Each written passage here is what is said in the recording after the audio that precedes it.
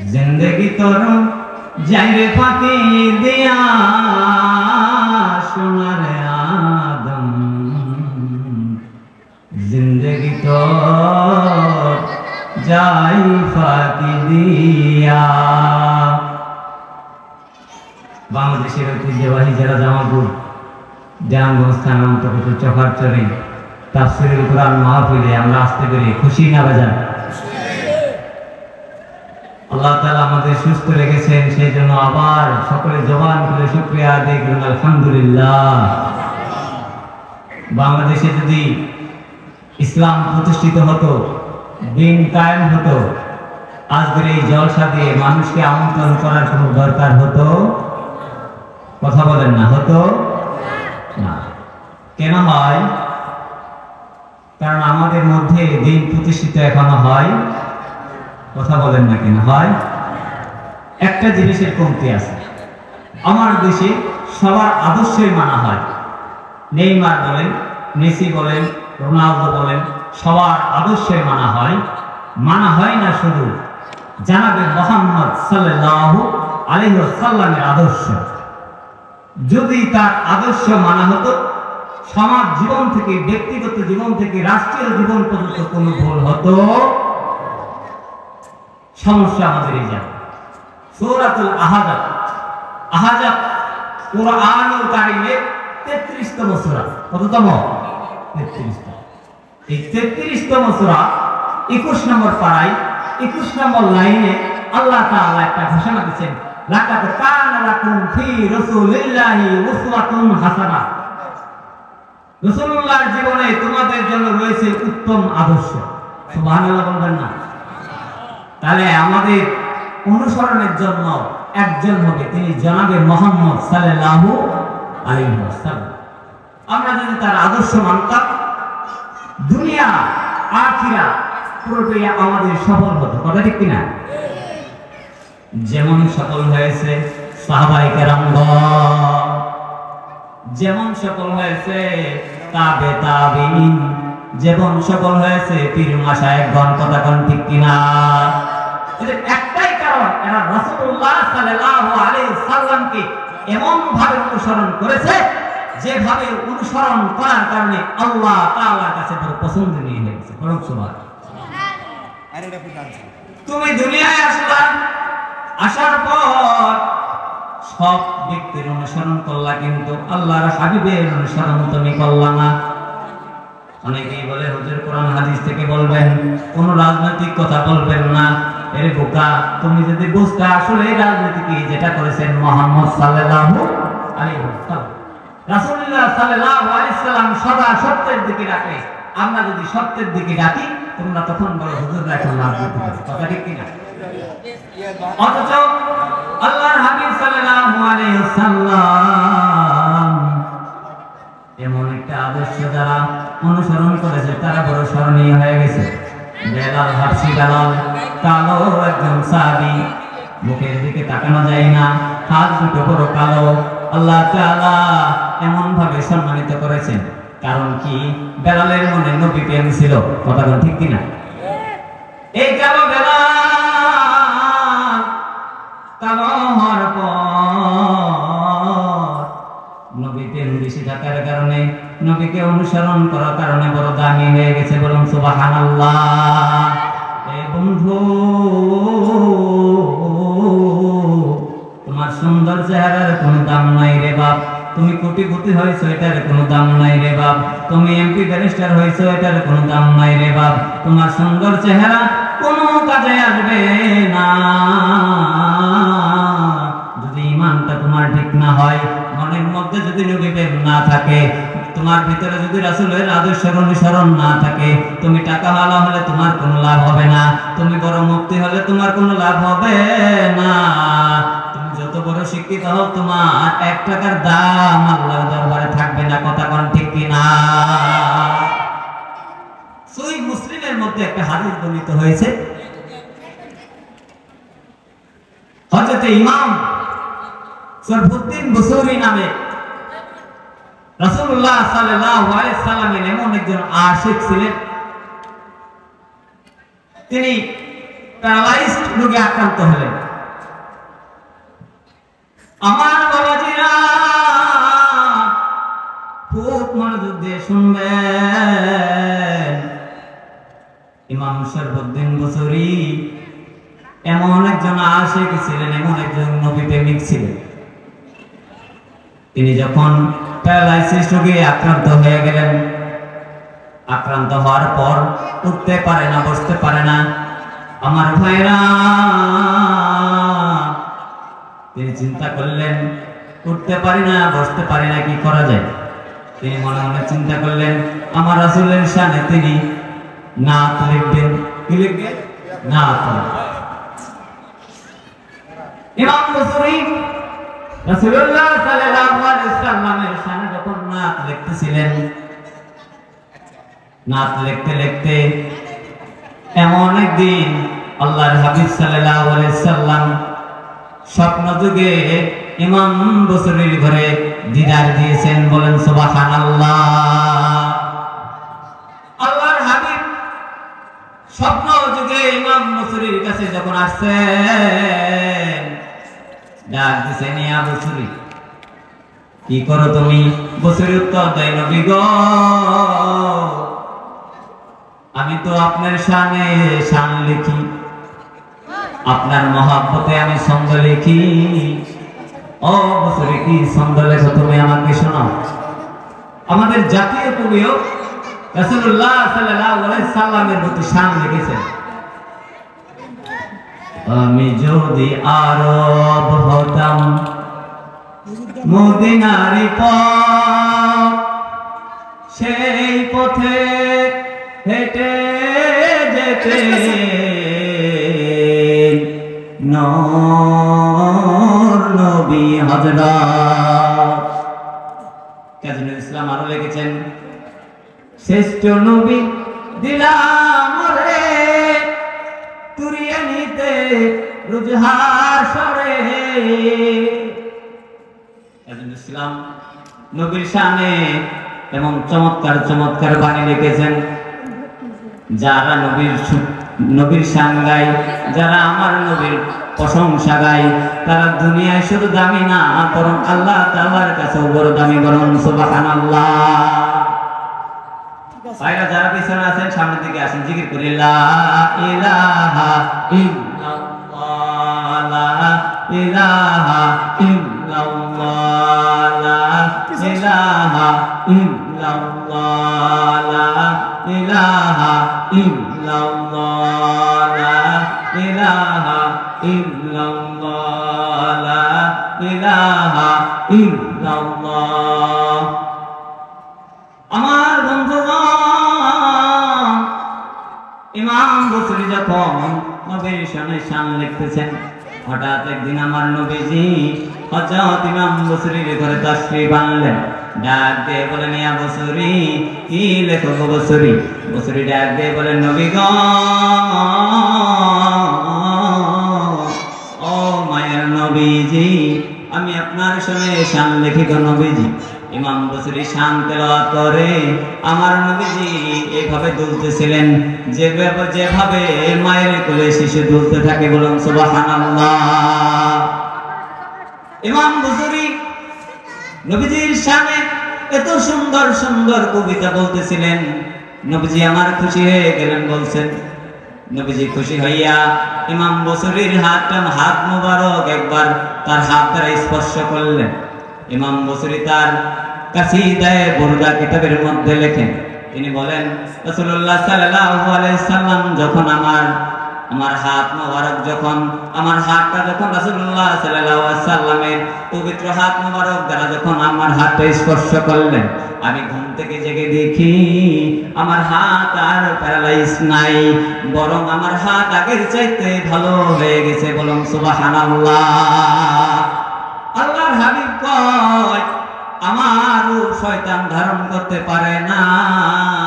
কেউ যদি আমাকে স্বপ্নে দেখে, তাহলে স্বপ্ন নয়, বরং আমার নবীকে বাস্তবে দেখে। বলুন সুবহানাল্লাহ। নবীজি যাকে তাকে দেখা দেয় না, নবীজিকে দেখতে পারে পারে তার একমাত্র যারা আশিক হবে, যারা নবীজির শানে বেশি বেশি দরুদ পাঠ করবে, যার মধ্যে নবীজির সুন্নতের আমল থাকবে, যার মধ্যে নবীজির পরিপূর্ণ আদর্শ থাকবে। তোমার মধ্যে যদি নবীজির পরিপূর্ণ আদর্শ থাকে রে মুসলমান, আমার নবীজি তোমাকেও স্বপ্ন যুগে দিদারে দিয়ে তোমার জীবন ধন্য করে দিবে। বলুন সুবহানাল্লাহ। হাদিসের মধ্যে বর্ণনা, কেউ যদি আমার নবীজিকে একবার দেখে, বলে দেখলে লাভ লাভ আছে রে মুসলমান। কেউ যদি আমার নবীজিকে একবার দেখে, হাদিসের পাকের মধ্যে বর্ণনা হয়েছে যে আমার নবীর মুবারক চেহারা মুবারক একবার দেখবে গো, তার জন্য জাহান্নামের আগুন হারাম। চিৎকার মেরে কি বলা যাবে না সুবহানাল্লাহ। আর যে আমার নবীকে একবার দেখবে গো, তার জন্য জান্নাত ওয়াজিব। বলুন সুবহানাল্লাহ। ও দুনিয়ার মুসলমান, নবী এমন এক জিনিস, তোমার মধ্যে যদি নবীর আদর্শ থাকে, দুনিয়ায় যদি তুমি স্বাভাবিক থাকো, কিন্তু মওতের পর তোমার কবরটার সাথে সাথে আল্লাহ তাআলা জান্নাতের বাগান বানিয়ে দিবে। বলুন সুবহানাল্লাহ। বলতেছিলাম ইমাম বুসুরি তিনি তার কাসিদায়ে বুরদা কিতাবের মধ্যে লেখে, তিনি বলেন, আমি যখন স্বপ্ন দেখলাম রাসূলুল্লাহ সাল্লাল্লাহু আলাইহি ওয়াসাল্লাম আমার ঘরে উপস্থিত হয়েছে, ঘরে উপস্থিত হওয়ার পর রাসূলুল্লাহ সাল্লাল্লাহু আলাইহি ওয়াসাল্লামের পাক হাত মোবারক দ্বারা আমার হাতটা একবার স্পর্শ করেছে, সাথে সাথে আমি ঘুম থেকে জেগে দেখি আমার প্যারালাইজ ভালো হয়ে গেছে। বলুন সুবহানাল্লাহ।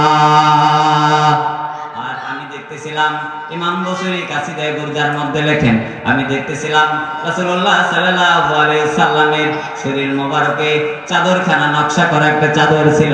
আমি ঘুম থেকে জেগে দেখি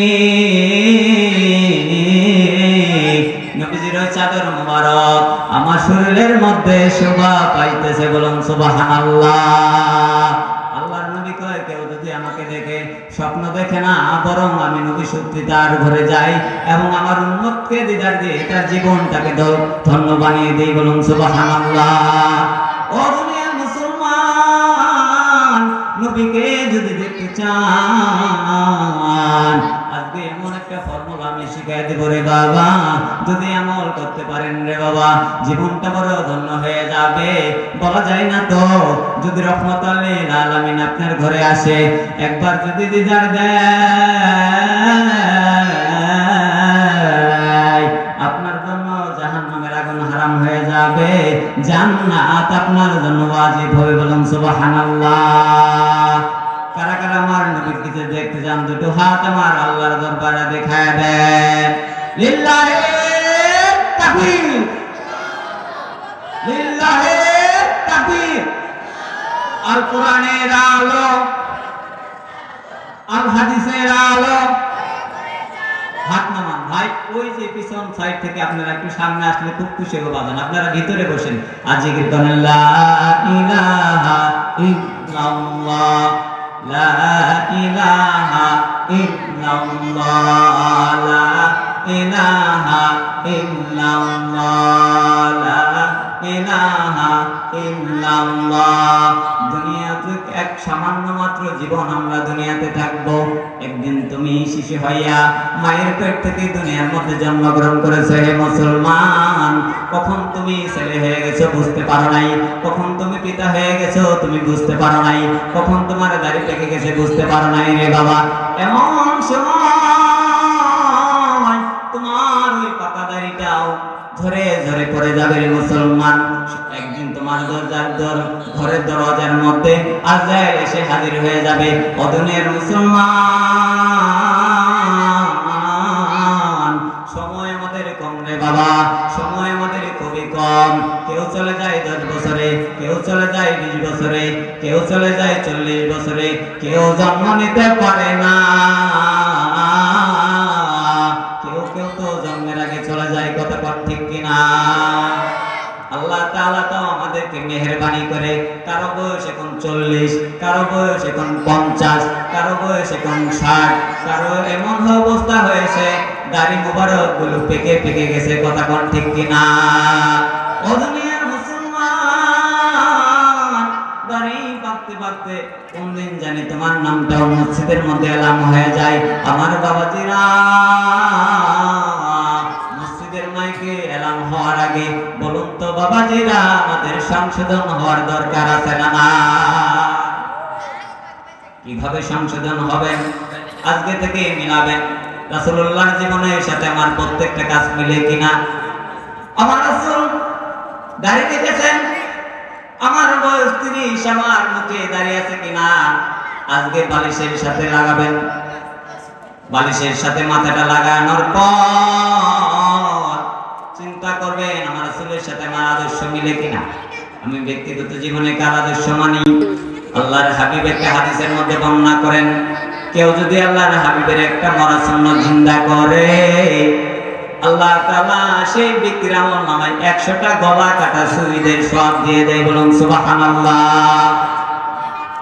আমার ভাইয়েরা, বলতেছিলাম রাসূলুল্লাহ সাল্লাল্লাহু আলাইহি সাল্লামের একটা সুন্নতের আমল যদি আপনি ধরতে পারেন রে বাবা, তাহলে আপনার আমলনামায় 100টা গলা কাটার শহীদের সওয়াব দেওয়া হবে। বলুন সুবহানাল্লাহ।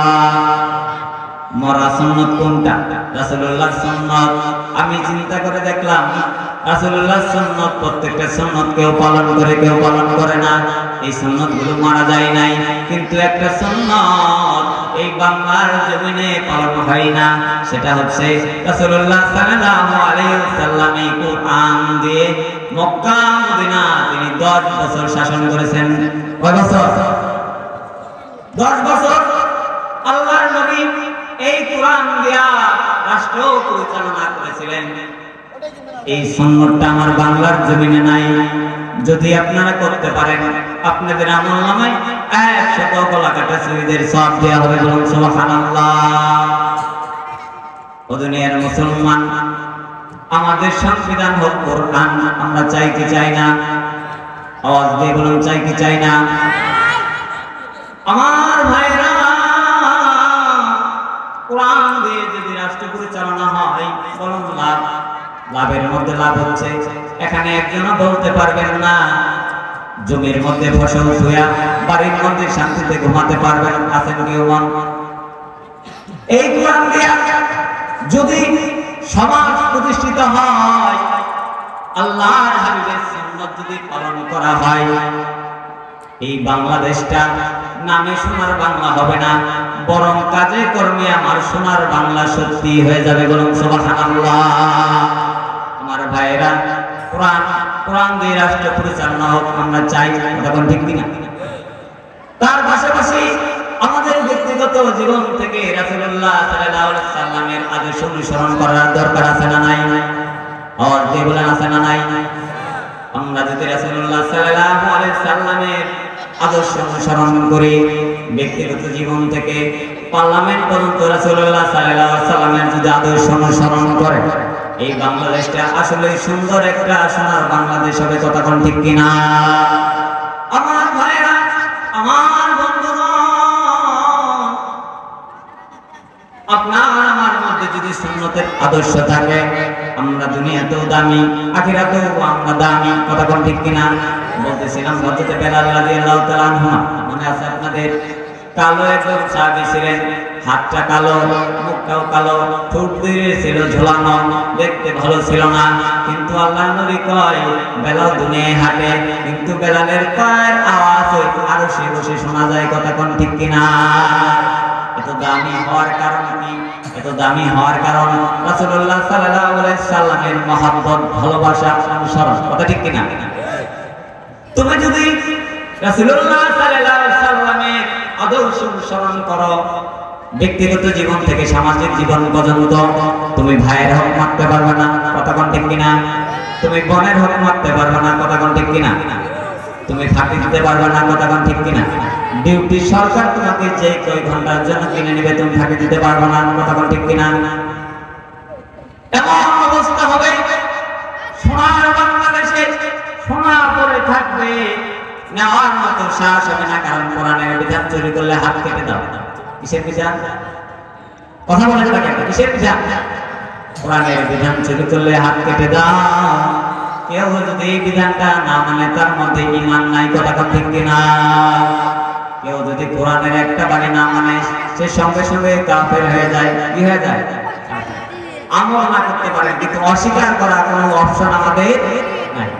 বলতেছিলাম ইমাম মজুরি তার কিতাবখানায় তিনি লেখেন রাসূলুল্লাহ সাল্লাল্লাহু আলাইহি ওয়াসাল্লাম স্বপ্নে নিজেকে দিদার দিলেন। তিনি দেখতেছিলেন রাসূলুল্লাহ সাল্লাল্লাহু আলাইহি ওয়াসাল্লামের শরীর মোবারক সুন্দর একটা সবুজ চাদর ছিল। কি ছিল? চাদর। চাদর মোবারক খানা ইমাম বসরির শরীরে তিনি রাসূলুল্লাহ সাল্লাল্লাহু আলাইহি ওয়াসাল্লাম ইমাম বসরির শরীরে পরায় দিলেন। বলুন সুবহানাল্লাহ। ইমাম বসরির ঘুম ভেঙে গেল। তিনি তার কিতাবের মধ্যে লেখেন আল্লাহর হাবিব যে আমাকে চাদরখানা দিয়েছেন, এই চাদরখানা দেখে আমার শরীরের মধ্যে দেখা যায়। তার মানে বোঝা যায় আল্লাহর হাবিব যদি কাউকে দিদার দেয় স্বপ্নে আসে না, বাস্তবে আল্লাহর নবী দিদার দিয়ে উম্মতের জীবন ধন্য করে দেয়। বলুন ঠিক কিনা? হাদিসের মধ্যে কিতাবের মধ্যে খুলে দেখবেন আবু হানিফা অনেকবার আল্লাহর নবীকে স্বপ্নে দেখেছে। হাজী আব্দুল্লাহ মুহাজির মুক্তি তিনি আল্লাহর হাবিবকে স্বপ্ন দেখেছেন। তার মানে বোঝা যায় আমার নবী তো হায়াতুন নবী, আমার নবী মরা নয়। লা ইলাহা ইল্লাল্লাহ, লা ইলাহা ইল্লাল্লাহ, লা ইলাহা ইল্লাল্লাহ।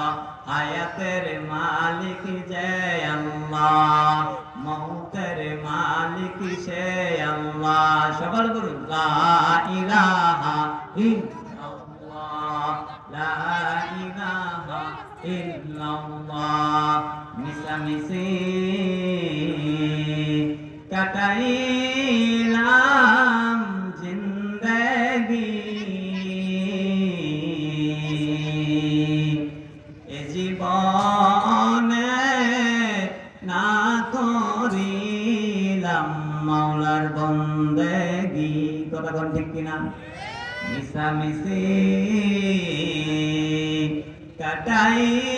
কাটাইলাম জিন্দেগি,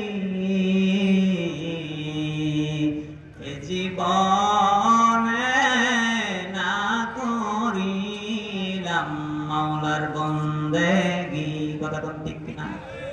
ছেলের জন্য বাড়ি করার সময় হয়, বেবির জন্য গহনা বেঁধে দেওয়ার সময় হয়, ছেলেকে পড়ানোর সময় হয়, সারাদিন রোদের মধ্যে কাজ করার সময় হয়, কিন্তু যে মালিক আমাদের বানাইলো সেই মালিকের ইবাদত করার সময় আমাদের হয় না। কথা কোন ঠিক কিনা? ও দুনিয়ার মুসলমান, গভীর মনোযোগ দিয়ে শুনবেন। যে ছেলের জন্য কোটি টাকা দিয়ে বিল্ডিং বানাইলেন, যে স্ত্রীর জন্য সুন্দর সুন্দর গহনা বানিয়ে দিলেন, আপনার চক্ষু দুটো একবার বন্ধ হয়ে যাবে, সাথে সাথে বলবে লাশখানা ঘরে রেখো না, তাড়াতাড়ি ওই কবরস্থানে নিয়ে যাও। কথা কোন ঠিক কিনা? তার মানে বোঝা যায় মিশামিশি কাটাইলাম জিন্দেগি, এ জীবনে না করিলাম মাওলার বন্দেগি। কথা কোন ঠিক কিনা? আপনি মারা যাবেন, সন্তানেরা বলবে লাশটা আর ঘরের মধ্যে রাখা হবে না। কথা কোন ঠিক কিনা? তাড়াতাড়ি নিয়ে যাও, ভালো জায়গার মধ্যে আপনার লাশ দাফন করতেও দিবে না। কথা কোন ঠিক কিনা? সন্তান বলবে এই লাশ এখানে দাফন করা যাবে না, এটা ভালো জায়গা, এই জায়গার মধ্যে আমরা কাজ করব। কথা কোন ঠিক কিনা? কোথায় দাফন করবে? বলে ওই বাচ্চার দেখা যায়, ওই বাচ্চারের মধ্যে গিয়ে দাফন করা। কথা কোন ঠিক কিনা? কবরস্থান দেখবেন ভালো জায়গায় দেয় না, আপনার 5 পয়সার দামও তাদের কাছে আর নাই।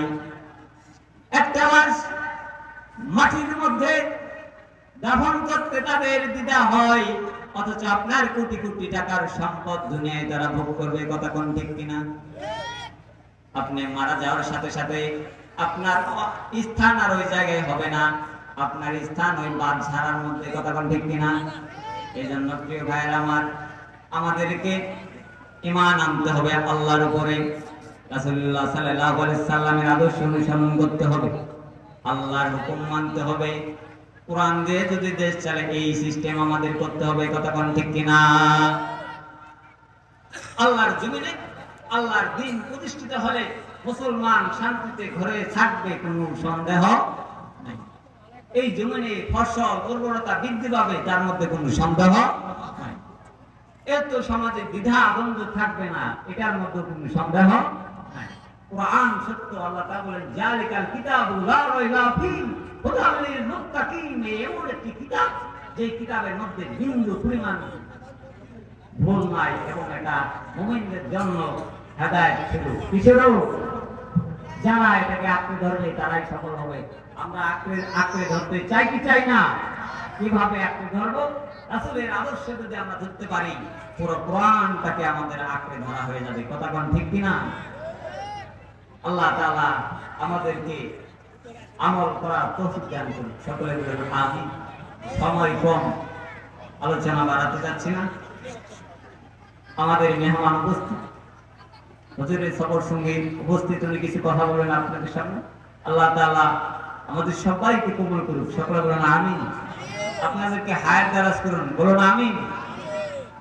আমার জন্য খাস করে মেহেরবানি করে দোয়া করবেন। আসলে এই 20 মিনিট 25 মিনিটের মধ্যে কোনো আলোচনা গোছানো যায় না। কথা ঠিক কিনা? আলোচনা করার জন্য একটু লম্বা সময় দরকার। আল্লাহ তাআলা যদি হায়াতে বেঁচে রাখে, আপনাদের সামনে বয়ান আনবো, কথা বলবো ইনশাআল্লাহ। তবে যারা আমন্ত্রিত আছে তাদের আমরা কথা শুনবো ইনশাআল্লাহ। থাকবেন তো আপনারা? শেষ পর্যন্ত শুনে যাবেন। যারা বাইরে আছেন ভিতরে আসবেন মেহেরবানি করে। সকলের প্রতি সালাম জানিয়ে শেষ করছি। আসসালামু আলাইকুম ওয়া রাহমাতুল্লাহি ওয়া বারাকাতুহু।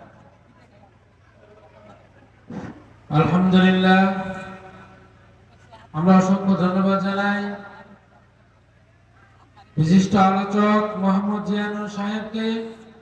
আল্লাহ রাব্বুল আলামিন তার যোগ্যতাকে বাড়িয়ে দেখ, এই জাতির খেদমত করার তৌফিক আল্লাহ বাড়িয়ে দেখ বলে আমিন।